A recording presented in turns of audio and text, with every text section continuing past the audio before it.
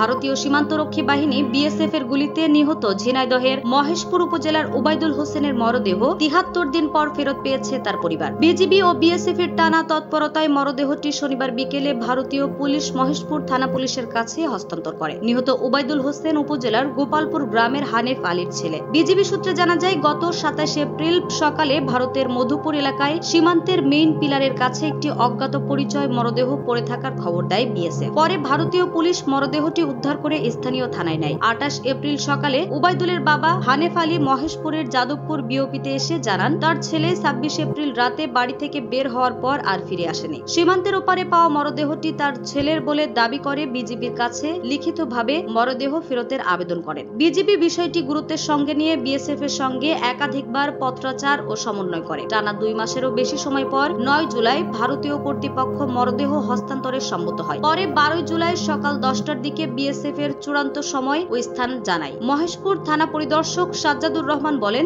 বিজিবির দীর্ঘ প্রচেষ্টা ও সমন্বয়ের ফলে ওবায়দুলের মরদেহ ফিরিয়ে আনা সম্ভব হয়েছে। প্রয়োজনীয় আইনি প্রক্রিয়া শেষে মরদেহ পরিবারের কাছে হস্তান্তর করে দাফনের ব্যবস্থা করা হয়েছে। নিউজ ডেস্ক, দৈনিক রানার।